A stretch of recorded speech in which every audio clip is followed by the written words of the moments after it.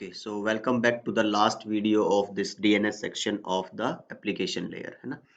तो चलिए स्टार्ट कर लेते हैं DNS मैसेजेस से एंड आई गेस इसमें हम कई सारे छोटे छोटे कॉन्सेप्ट्स हैं जो कवर करने वाले हैं। तो first of all is the DNS messages, query message जो क्लाइंट टू आपका सर्वर साइड जाएगा DNS सर्वर की साइड, और सर्वर से जो रिप्लाई आएगा that is your DNS query response.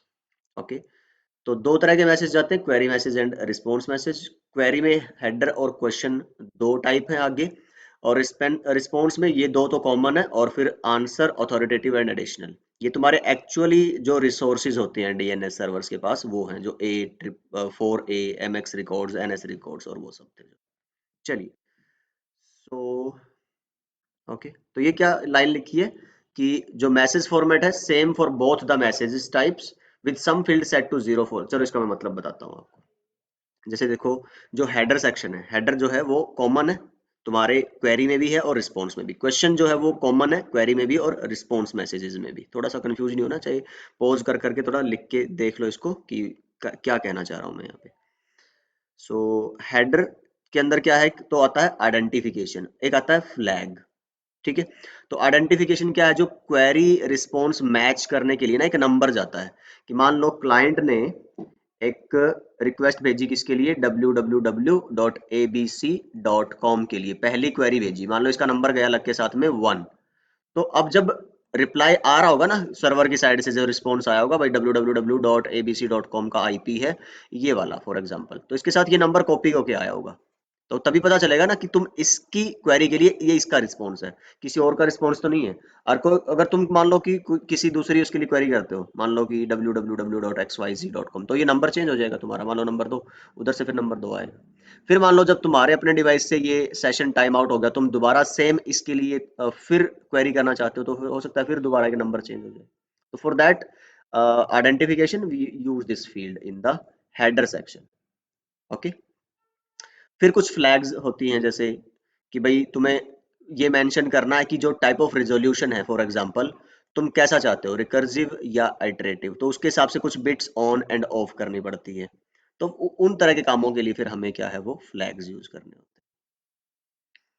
ठीक है, तो उसके बाद अगर तुम बोलोगे क्वेश्चन सेक्शन, तो हेडर हमने देख लिया which was common for both, question again is common for both. तो क्वेश्चन में फिर तुम्हारे क्या होते हैं, क्वेश्चन रिकॉर्ड्स होते हैं।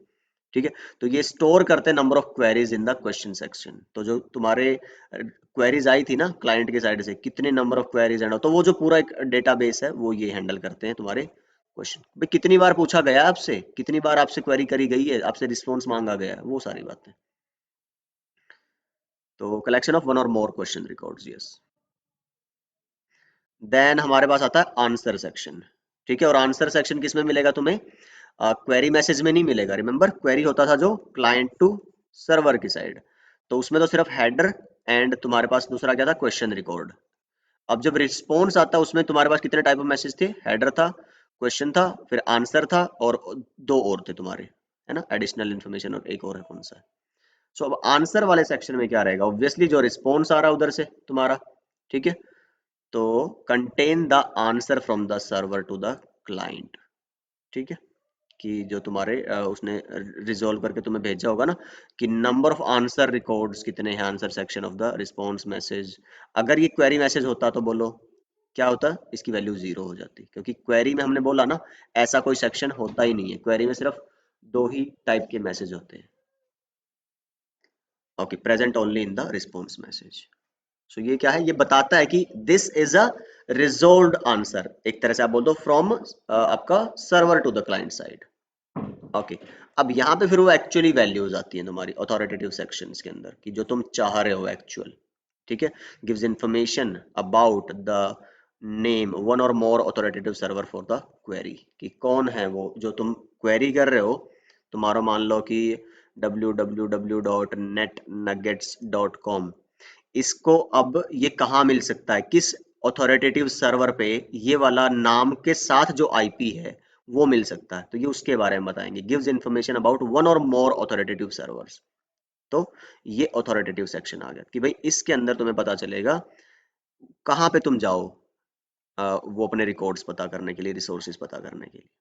देन फिर क्या आ गया तुम्हारा एडिशनल रिकॉर्ड्स, के भाई जो यहाँ पे चलो, जो एडिशनल रिकॉर्ड्स है ना, additional section of response message के अंदर आप कुछ एक्स्ट्रा भेजना चाहते हो इन्फॉर्मेशन इसके अलावा जो डेडिकेटेड था, तो इसने क्या बोला कि नाम तो दे ही दिया ऑथोरिटेटिव सर्वर का रिजॉल्वर को, लेकिन उसके साथ साथ इसको क्या भेज दिया, आईपी एड्रेस भी भेज दिया तुम्हारा, है ना। तो whatever extra information you will be asking और this server will be sharing that will be included in the additional information section. ये वाले पार्ट आई गेस आपके लिए इतना जरूरी है भी नहीं है, अगर आप बोलो डीएनएस मैसेजेस, बट ये मैंने सिर्फ इसलिए इंक्लूड किया है for those university and college people जिनको हो सकता है कि एग्जाम में अगर इनके रिलेटेड कुछ पूछ लें तो this is the theory for you, right.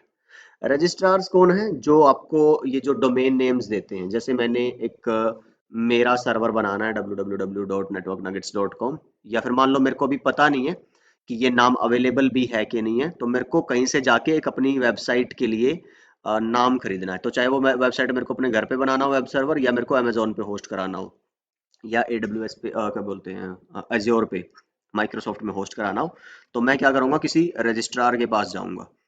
Registrar means जैसे गोडैडी है हमारे पास, तो गोडैडी क्या है, वर्ल्ड का I guess largest DNS registrar है। रजिस्ट्रार इन द सेंस कि जहां पे आप अपने नेम रजिस्टर करा सकते हो, जहां से आप अपने डोमेन नेम खरीद सकते हो।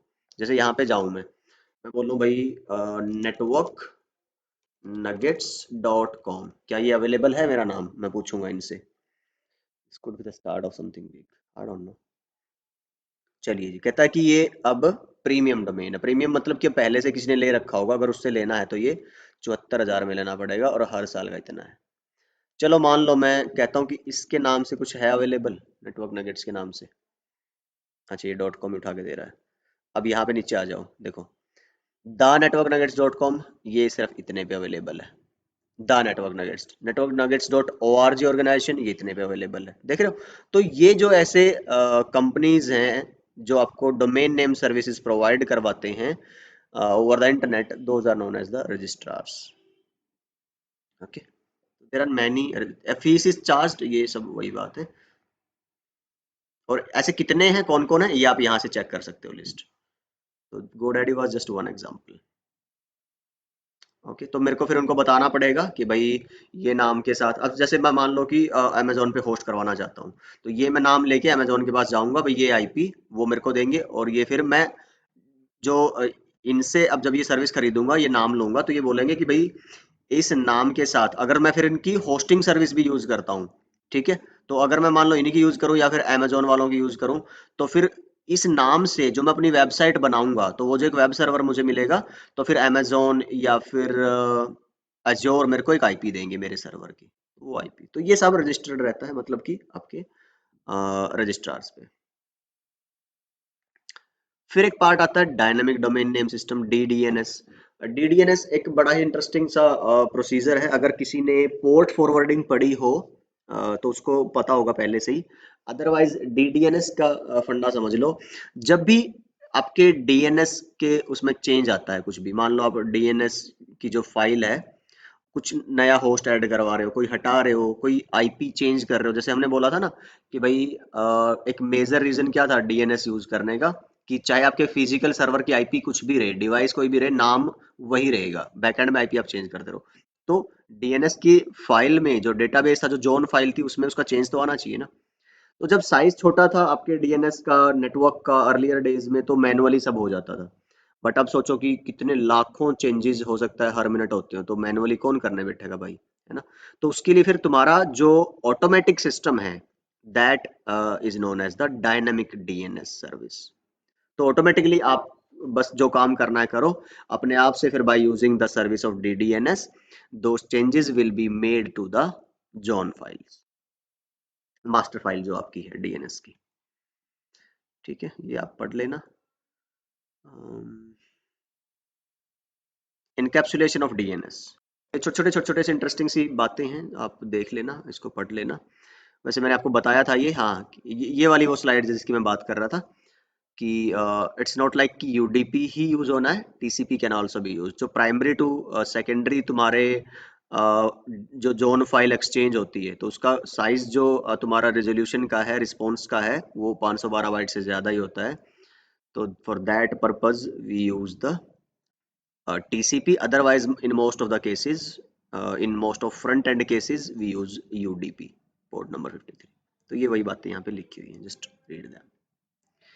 These are some commands जो हमने बोली थी, है ना, कि you can check your information. जैसे मैंने बोला ns lookup लिख के name server lookup type, और a लिखोगे तो a टाइप का रिकॉर्ड आ जाएगा, ns लिखोगे तो ns रिकॉर्ड आ जाएंगे. आप ट्राई करना अपने पीसी में ये वाली commands and see what you will get. And I hope the answer of these commands, है ना, will make sense to you now after watching these 5 7 8 videos. Still, if there is any doubt, you can always ask me in the comments, and your feedbacks, your suggestions are always most welcome.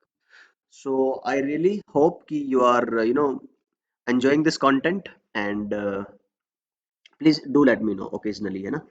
So I really wait for your responses. चलिए जी, तो इस video में हम इतना ही रखते हैं, and we have completed the DNS part of our application layer series. तो कई सारी वीडियोस होगी हैं, खैर छोटी छोटी, and I think they are worth it.